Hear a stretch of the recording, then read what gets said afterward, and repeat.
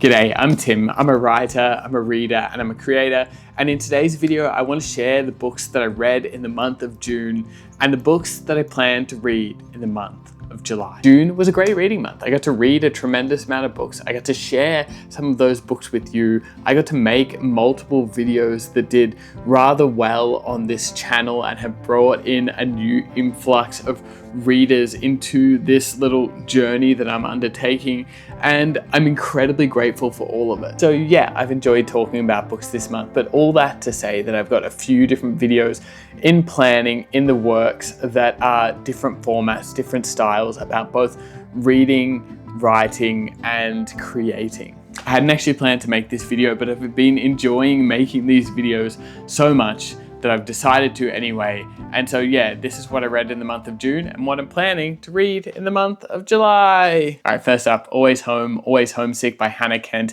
is a stunning memoir set around her time of her exchange student year in Iceland. And this is a story that centers around Hannah feeling at home in Iceland and the subsequent years of her writing historical fiction novels set in Iceland and her love of the place, the landscape, the culture, and the people. It's this beautiful poetic voice of someone that is in love with the place that she grew up, being Australia, and in love with this place tremendously far away from there and feeling like she connects to that place. And I want to read you a little passage out of this book because I feel like it signifies almost how this book feels from a language point of view, but from a story point of view. You'll find me changed, I write to my parents. Iceland has acted like a breath in my life. In pausing, I have rediscovered what I love and what is important to me. Reading this book here made me feel a little bit more connected to this feeling that has been looming for the last couple of years of my life. It's that feeling of being so far away from where you grew up and those little elements that make you you and those parts of the world that make you the better version of yourself, but also feeling deeply connected to the place that you currently are and realizing that you will never not be homesick because you have created so many homes across the globe, in the world, with the people that you meet and the places that you've lived and the experiences that you've shared. And this book here just puts some of that into words, while also it has maybe one of the prettiest covers I've ever seen. I'll show you that there. And beautiful lyrical writing, stunning scenery, stunning storytelling, and I can't wait to read more of what Hannah Kent writes because this was sensational. Anyway, Always Home, Always Homesick. Okay, I just realized that the list of books that I read for June are predominantly by Australian authors. Okay, they're all by Australian authors, and I'm not going to apologize because Australian authors are some of the greatest writers on the planet, and Heather Rose is no exception. This is a great act of love. It follows a woman of great means who leaves England for Van Diemen's Land, also known as Tasmania, and she sets up a vineyard and sets up a new life and looks after this young boy. But the whole time she is hiding a secret and she is hiding from her past. And the question becomes, will she be discovered? The secret is so grand in this historical fiction novel that it reads like a thriller, and I will say that this is one of my favorite books of 26 thus far. Heather Rose absolutely captured me with this story. You feel like you are transplanted into 1836 Van Diemen's Land, Tasmania, and you are part of this world. You follow the characters, you become one of the characters, you fall in love with the characters, and I say all that to say that this story and the way that Heather Rose writes her books is just sensational. Heather Rose is such a skilled writer. This has bravery, this has courage, and it has so much love. A great act of love by Heather Rose. Okay, this next one is one of the best suspense thriller novels I've read in some time. I read it in just one day. It follows the story of this woman on a Friday afternoon at 1:30 p.m. who receives a phone call from her son, which is punctured by a gunshot. By 4 p.m., she is driving a stolen car out of Perth with instructions to make a delivery in 3 days' time, or the people that have captured her son, Zach, kill him. It's Gunpowder Creek by Alex Duke. She's got to drive into the Western Australian outback 900 kilometers and make this delivery, but she doesn't know what the delivery is. Her only instruction is to not open the boot of the car. It is fast-paced, it is gritty, it is dark. I just found myself coming out of it going, that's exactly what I wanted from a thriller, mystery, suspense novel. Not too much fluff, straight to the point. Harrowing, snaky twists that kind of meld into a story. And yeah, that's Gunpowder Creek by Alex Duke. Alex Duke, I've never heard of the writer Alex Duke. This one caught my attention in a bookstore, and I'm so glad that it did, because it did not disappoint. All right, next up is First Person by Richard Flanagan. Richard Flanagan is one of my favorite writers on the entire planet. This one, unfortunately, disappointed just a little bit. It wasn't quite the story that I expected, and it wasn't the story that I think I was after.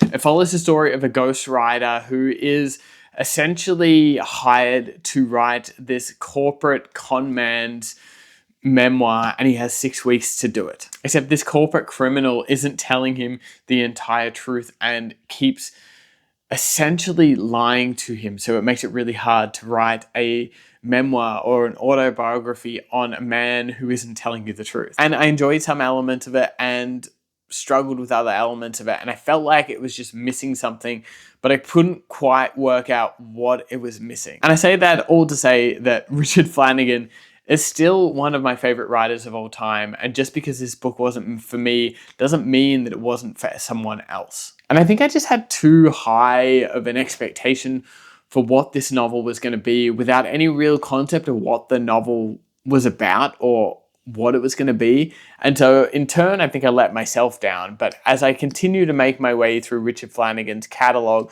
of books, I'm just forever surprised and delighted to be reading his work, because he is one of the best writers I've ever read and will ever read. And that feels pretty special. So yeah. All right, next up we have The Season by Helen Garner.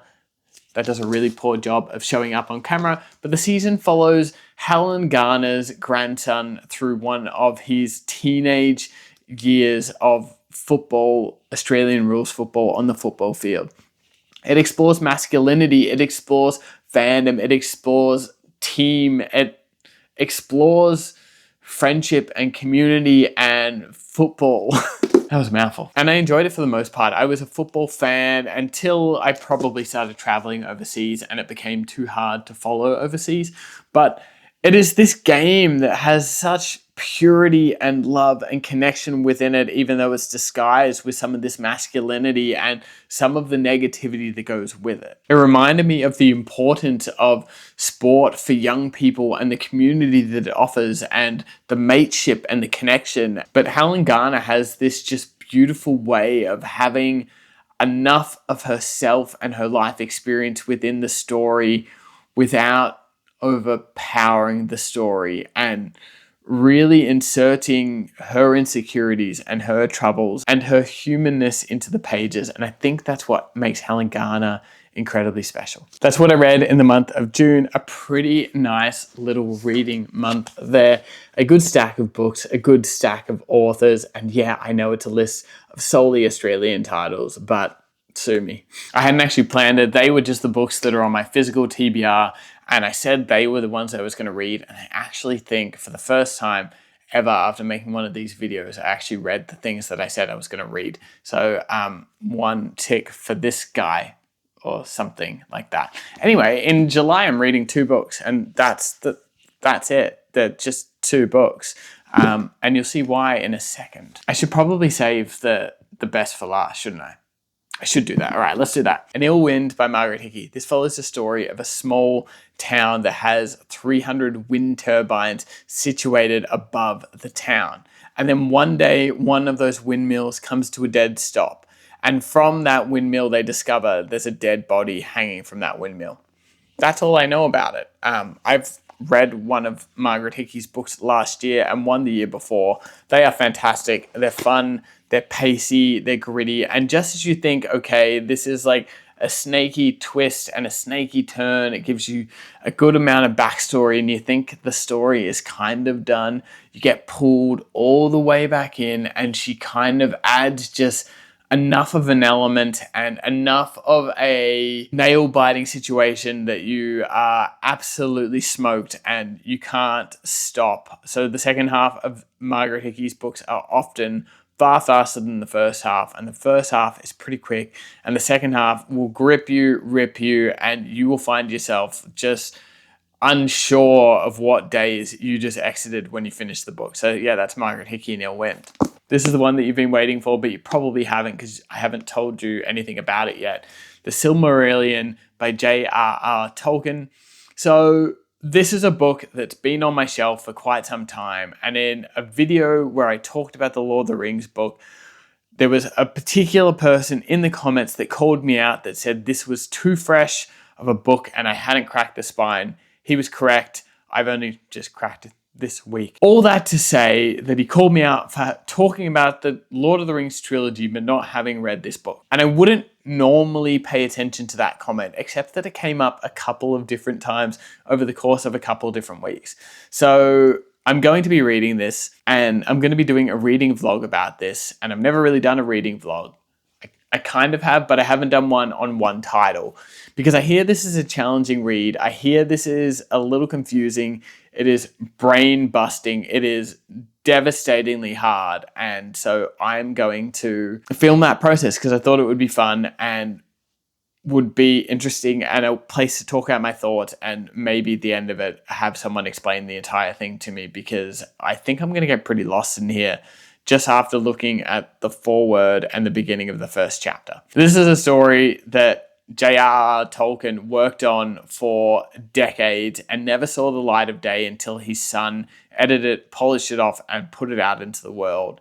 And yeah, I'm really interested. I'm curious to know why. I've heard it's a masterpiece, and I've also heard that it is a confusing, brain-breaking piece of literature. So I think I'm interested to find out why. And as I've been called out for 3 different times on this channel, it's time to read it. So yeah, that's the Silmarillion by J.R.R. Tolkien. Why is that such a hard word to say? Somebody please help. All of that to say, if that's a video you would be interested in, let me know in the comments below, because I am not 100% sure if it is something that I want to make or not. So yeah, say nice things below somewhere. Anyway, that's what I'm reading in the month of June and what I plan to read in the month of July. I also wanted to say thank you for all the encouragement, support, love on the recent videos. It's meant a lot. I feel like these videos at times almost feel like they go out into the void and then all of a sudden people are watching them, and I remember that people are watching them, and it is just an immense privilege and thank you, because yeah, it's pretty incredible. And before I go, guys, let me know in the comments below if there are any videos you would like me to make, whether it's a reading challenge or a writing challenge or a book list of some kind. I want this channel to be immersive. I want it to be engaging. I want it to be two-sided. So drop the comment below and let me know what that one is. In the meantime, be kind to yourself, be kind to one another, and happy reading. Cheers.